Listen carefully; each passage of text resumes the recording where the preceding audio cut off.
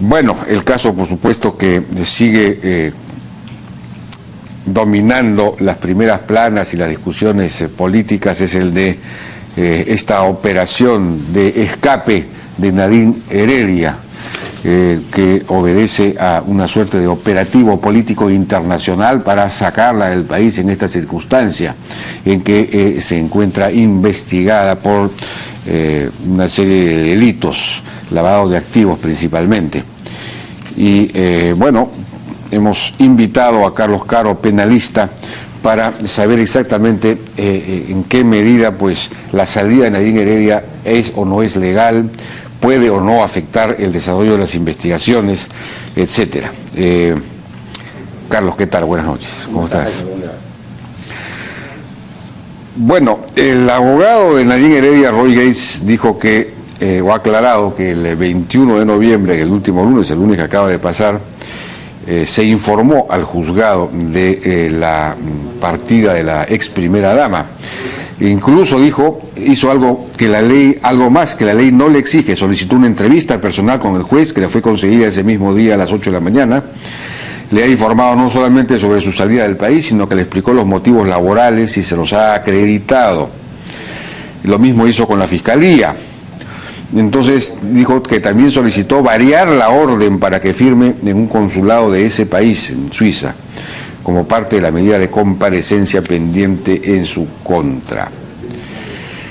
Bueno, el fiscal Germán Juárez Atoche ha declarado que Nadine Heredia debió esperar la autorización del juez Richard Concepción Carguancho antes de viajar. ¿Cuál es su opinión sobre esto? ¿Estuvo bien que ella, o tenía derecho, digamos, legalmente ella podía viajar sin esperar una autorización? De hecho, ya no tenía orden de arraigo, ¿no es cierto? En fin, ¿cuál es su apreciación acerca de esto? Fíjese, acá hay un primer tema, y es que la orden de impedimento de salida del país venció en el mes de octubre. La Fiscalía no pidió una prórroga, de manera que se contaba con esta posibilidad de que ella pudiera salir en cualquier momento del país. Y la orden judicial dada por el juzgado y confirmada por la sala, es de que la señora Heredia debía de informar, no pedir permiso, sino informar de cualquier cambio de domicilio previo, digamos, a cualquier traslado que ella pudiera realizar, pero informar, cosa que en el caso concreto se ha realizado. Aquel detalle, y ahí viene, digamos, la discusión, es que ella tiene el deber de cada 30 días presenciar en el juzgado y firmar un libro donde acredite que se encuentra en el país e incluso pasar por el control biométrico a través del uso de la huella digital. Eso lo tiene que hacer cada 30 días como cualquier ciudadano. Lo que ella ha pedido ahora es que ese control se realice fuera del país, que es algo que normalmente se le otorga a los que viven en el extranjero y tienen una nacionalidad que no sea la peruana. De manera que hoy en día ella no está violando las reglas de comparecencia con restricciones porque ha informado al juzgado del viaje, ha pedido, todavía no se le ha concedido, hay una audiencia que entiendo está programada para el día de mañana, donde se va a discutir si le van a conceder o no esa autorización. Para poder firmar, fuera del país. De lo contrario, lo que ella va a tener que hacer es regresar prácticamente cada fin de mes a dar cuenta de sus actividades, registrar, firmar y poner la huella digital. Eso es lo que podría esperarle en un peor escenario, a no ser que el fiscal, en una de esas oportunidades en que ella vuelva al país para cumplir con esta medida, vuelva a pedir una medida de impedimento de salida del país y esto le impida ya a ella poder trasladarse nuevamente a Suiza. Entonces, eso se va a discutir en principio el día de mañana. Si el juez se lo concede, entonces ella... ¿Existe, usted sabe, de antecedentes en el sentido de que alguien haya podido firmar, digamos, fuera del país, algún peruano? Existen varios antecedentes, pero para peruanos o extranjeros que residen permanentemente en el extranjero y previo además a la comisión de un hecho delictivo, una investigación. No suele haber antecedentes en el caso de personas que ya están investigadas, residían en el Perú, han cometido el presunto hecho delictivo con anterioridad y se le dé la oportunidad de que busque trabajo. De hecho, existe el derecho a la libertad de trabajo, que es lo que han alegado los abogados de la defensa, pero evidentemente la libertad de trabajo no le obliga al juez a concederle un permiso de salida del país permanente, un cambio de domicilio, de manera permanente fuera del país, ¿no? Distinto sería que la señora Heredia diga, no tengo oportunidad, estoy impedida de trabajar en el Estado, estoy impedida de trabajar en el Perú, entonces por lo tanto me tengo que ir a vivir a otro lado porque no puedo trabajar. No es el supuesto, ¿no? Ella podría trabajar en el Perú o fuera del Perú, y para hacerlo fuera y recibir fuera tiene que tener una autorización judicial. Y eso es algo que se tiene que discutir en una audiencia, tampoco es automático, porque con el nuevo Código Procesal... digamos, de acuerdo a la resolución anterior del juez, ella tenía simplemente que informar claro, un cambio de domicilio. Esto es técnicamente un cambio de domicilio. Así es. Pero solamente que el domicilio está fuera del país. El domicilio está fuera del país, pero el hecho de que tenga que firmar le va a obligar, conforme, digamos, a la situación actual, a venir al Perú y hacer el registro correspondiente. Pero daría, le cambie la orden. Digamos, técnicamente da lo mismo que firme acá o que firme en el extranjero. La pregunta sería si el hecho de estar ella en el extranjero afecta la investigación, el proceso mismo, el proceso, en este momento todavía no hay proceso judicial, ¿no? O sea, ya con el nuevo Código Procesal, el proceso empieza desde la etapa de la Fiscalía, con lo cual ya hay un proceso. Ya hay un proceso. Ya hay un proceso. Y lo que tenemos aquí es que discutir la proporcionalidad de la medida. Porque efectivamente, ¿no?, como han dicho algunos expertos, el hecho de que ella esté en el Perú o no esté en el Perú es algo que no necesariamente va a afectar el desarrollo del proceso, porque lo que los fiscales y los jueces, digamos, cuidan mucho es que nadie, digamos, entorpezca la actividad probatoria, cosa que en el caso concreto no se podría dar si es que ella reside en el extranjero. Claro. O la otra, que es, creo, el punto que se va a discutir, es si esto es un plan de fuga o no. Es decir, si hay peligro de evadir la acción de la justicia, buscando una inmunidad, buscando un asilo, como lo trató de hacer Belaúnde Locio en Bolivia en su momento, ¿no? Eso es algo que se va a tener que discutir el día de la audiencia. El fiscal, entendería yo, que va a defender la posición contraria de la defensa, en el sentido de que no se le acepte el cambio de domicilio, que no se le acepte que pueda firmar fuera del país y que esté arraigada a la ciudad, ¿no? Pero el propio fiscal ha declarado que no pidió la renovación del pedido de impedimento de salida de Nadine Heredia en octubre, pues habían desaparecido los supuestos que justificaron este pedido en junio pasado. No sé a qué supuesto se refiere, pero digamos que esos supuestos nuevamente se habrían modificado en el caso del viaje de ella. Normalmente cuando se da arraigo es porque hay peligro de fuga. ¿A qué supuesto se estaría refiriendo? Claro, yo pienso que el momento en el cual se determinó el impedimento de salida en el mes de junio era porque ella todavía se encontraba ejerciendo la posición de primera dama. Ajá. Eso significa de que tiene una cierta posición de poder al interior del Estado, ya, lo cual le podría haber facilitado en ese momento, ¿no?, digamos, cualquier posibilidad de salir del país. Como eso cambió, al dejar el señor Humala la presidencia, el fiscal habrá entendido de que la señora Heredia podía hacer viajes al extranjero, pero de ida y vuelta, vacaciones, claro, una consultoría de 2 semanas, un mes, pero no una situación en la cual ya implica un cambio radical de domicilio, mudarse a Suiza por 1 año, 2 años o de manera indefinida.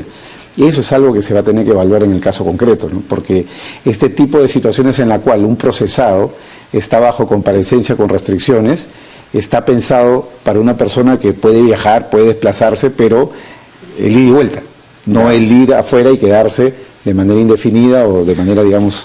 Ahora, ella en Suiza puede, desde Ginebra, ella puede responder a preguntas, a interrogatorios, digamos, del juez o del fiscal. Sí, esa es una posibilidad que está presente. Hay que recordar que ella ya declaró 2 veces. La primera cuando negó las agendas, la segunda cuando ya lo tuvo que aceptar. De manera que el fiscal en principio ha agotado lo que significa el acto de defensa de ella, que es el interrogatorio. Si tuviera que interrogarla en alguna otra ocasión, el fiscal puede exigir que ella venga al Perú, sin ningún problema. Y si no lo hace, puede aplicar vía judicial los apremios correspondientes, ¿no? Entonces... Es decir, pedir la... No, ¿qué? Eso no estamos... Una conducción de grado de fuerza... ¿Desde el exterior? Desde el exterior. Eso... O eventualmente, pedir ante el juez que se varíe la orden de comparecencia por una orden de detención internacional, lo que significa que para efecto del Interpol ingresa dentro de lo que se llamaría el Código Rojo, y ella, pese a su inmunidad, que solamente la protege para temas vinculados a su labor, digamos, internacional, no no la cubriría para un caso como este que tiene que ver con un delito común, anterior al cargo, etcétera, ¿no?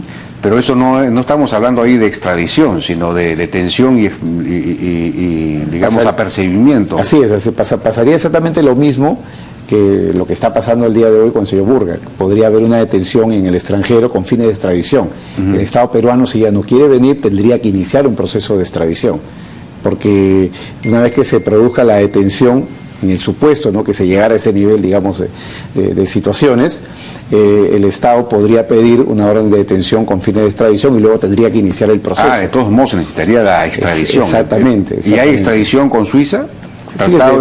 Fíjese, no hay tratado de extradición, pero con Suiza rige el principio de reciprocidad. Muy bien, distinto es el caso, y es lo que las autoridades han alertado, es el caso de los nacionales, como el caso de Schutz, ¿no? En general, Suiza tiene la tradición, al igual que Estados Unidos, como regla general, no extraditar a sus nacionales. Pero la señora Heredia no es suiza, la señora Heredia iría ya por fines de trabajo, y estamos además hablando aquí de un delito común, ¿no? No hay acá delito político que pueda, digamos, generar un riesgo real, ¿no?, de un asilo o de un impedimento para que esa extradición pueda prosperar. Ahora, hay quienes han argumentado de que, dice usted que no hay delito político, pero que, digamos que la reacción que ha habido en el país de indignación frente a la salida de Nadine Heredia, y la propia reacción de la Cancillería, ¿no?, que emite una nota de protesta ante la FAO e incluso señala que habría interferencia, ¿no?, o injerencia o interferencia con un proceso judicial o fiscal interno, y además solicitando la reconsideración de su nombramiento, que todo eso, más la reacción mediática, podrían configurar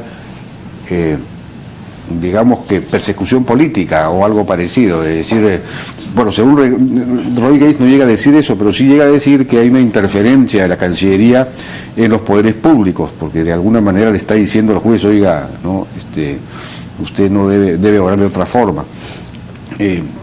No se puede de alguna manera construir ese caso. Yo creo que ahí hay que poner, digamos, algunas diferencias, ¿no? Desde el punto de vista penal, desde el punto de vista procesal internacional, está bastante claro que una persecución política no implica, digamos, opiniones o incluso declaraciones como la que ha hecho el Parlamento, ¿no? El día de hoy, acá me refiero al Congreso peruano, que aprobó en el sentido de que solicitar a la FAO que deje sin efecto el nombramiento de la señora Heredia. Esos son actos que podríamos denominar de interferencia, ruido político. Incluso puede haber el ánimo de alguna injerencia política, pero lo que se tiene que probar para un asilo o lo que se tiene que probar para impedir la extradición es que la política está insertada en el ámbito judicial. Es decir, tendría que probarse que el poder político nombra al juez, que el poder político saca al juez, que el poder político manipula el proceso, los plazos, las órdenes de detención. O sea, que la presión mediática no cuenta como argumento. Eso no contaría. Cuenta, digamos, como un efecto ruido, si queremos decirlo así, pero no es determinante para ni la posición, ni un comunicado de la Cancillería. Ni un comunicado de la Cancillería, ¿no? Tendría que probarse que el gobierno, ¿no?, está digitando a los jueces, el gobierno está digitando a los fiscales, como sucede en otros países, ¿no? Por ejemplo, en Venezuela. En Venezuela, para poder decidir la suerte de un procesado. Bueno, hoy día el Poder Ejecutivo accedió al pedido de extradición de Manuel Burga a Estados Unidos. Hay quienes han interpretado esto como una suerte de cortina de humo para distraer del tema de Nadine Heredia. Aunque la Cancillería o el canciller ha dicho que él actuó apenas se enteró, o que quizás hay, no sé si hubo unas horas desde que se enteró hasta que finalmente llegó a confirmar el tema y todo lo demás. En todo caso, la pregunta sería si es que, digamos, tiene sentido esta aquiescencia del Poder Ejecutivo a la extradición de Manuel Burga. Es una cosa lógica, es una cosa que tiene sentido, está bien hecha o no. Fíjese, si uno revisa la resolución publicada hoy día en el Diario Oficial del Peruano, uno se da rápidamente cuenta de que junto con la resolución del señor Burga hay varias resoluciones más de extradición, de manera que esto es un paquete ya que ya estaba seguramente preestablecido y preordenado para la publicación en el Diario Oficial del Peruano. Que haya salido hoy día seguramente ha sido una cuestión casi coincidente, pero esto era un tema que incluso ya la prensa, hay varias publicaciones en el sentido de que por qué ya el Ejecutivo no decidía finalmente el tema de la extradición, ¿no? De acuerdo. De manera que es un poco difícil construir ahí la... Bueno, es que el abogado de Manuel Burga, César Nakazaki, ha declarado que había un habeas corpus ante el Tribunal Constitucional en curso y que el gobierno debió esperar a que el tribunal resuelva, tal como hizo en el caso de un chino, no sé qué chino será. Pero luego he leído la noticia de que el Tribunal Constitucional ya resolvió ese habeas corpus, no sé si es verdad o no. No, sí, efectivamente, el día de hoy ya el Tribunal Constitucional ha publicado la resolución que rechaza ya de plano, ¿no?, el proceso de habeas corpus iniciado para impedir la extradición. Hay que recordar de que acá el habeas corpus que planteó la defensa del señor Burga no fue admitido ni en primera ni en segunda instancia, y el Tribunal Constitucional ha decidido que debe de ser declarado inadmisible, por lo tanto ya no hay en este momento ningún proceso pendiente que resolver, de manera que la extradición se tendría que ejecutar, ¿no? Pero hay que recordar también de que la extradición es muy específica, ¿no?, porque la Corte Suprema de los 5 cargos rechazó 4. Sí, pues. Rechazó los cargos de fraude informático, rechazó el cargo de fraude, digamos, o conspiración para lavado de dinero, y el único caso que ha prosperado es el caso de conspiración para el crimen organizado, que en Estados Unidos, cuando no hay violencia, conforme al US Code, significa una pena que no debería de sobrepasar los 5 años de privación de la libertad, que con beneficios, es decir, el peor escenario para el señor Burga no es un escenario tan draconiano como uno pudiera esperar, incluso con la legislación peruana, con el delito de asociación para delinquir tiene pena hasta 15 años. Ajá, o sea que ya es más benigna es más benigna la pena. La pena. Ah, bueno. Por último, entonces, y cerrando el tema, el caso es que, digamos, lo que tiene que definirse ahora es si efectivamente procede o no procede, es conveniente o no es conveniente que Nayib Heredia pueda continuar el proceso en un domicilio extranjero, digamos, y si eso implicaría peligro de fuga o no, y bueno, pero si hubiera peligro de fuga habría que, digamos, se puede accionar de todos modos se tendría que recurrir a una extradición. Sí, yo pienso que ahí en verdad, Jaime, hay un tema bien delicado, ¿no? Yo no creo que la defensa de la señora Heredia, de verdad, seriamente hablando, esté pensando en un plan de fuga, porque hoy en día, tal y como está el sistema penal, no solamente en el país, sino a nivel internacional, una persona que se escapa de la acción de la justicia, con un proceso de extradición de por medio que puede durar 1, 2, 3, 4 años de esfuerzo, al final del día se va a ejecutar, tarde o temprano se va a ejecutar. Sí, pues. Con lo cual, o sea que no tiene escape en el fondo. Claro, con lo cual el que ella haya gestado un plan de fuga sería muy torpe, porque significaría prácticamente ya regresar al Perú como culpable, ¿no?, como tantas personas que han sido extraditadas. Aquí no habría plan de fuga entonces. Desde mi punto de vista es difícil de construir. Claro. Y si hubiese, claro, como tú dices, digamos, esto agravaría la pena que al final tendría. Claro, ya digamos la pondría en una posición prácticamente de culpable, con lo cual el día que le extraditen ya prácticamente vendría para una condena acá en el Perú, ¿no? Yo creo que su defensa, no creo que lo haya pensado en esos términos, sino seguramente ha sido una oportunismo se ha dado, la señora ha querido tal vez reciclarse. Claro. Bien, no, evidentemente cómoda, trabajo, etcétera. Conseguir un trabajo en la FAO bien pagado en Suiza, pues no está nada mal. Así es. Para nadie. Así es. Bien, doctor Caro, muchas gracias por su participación en La Hora N.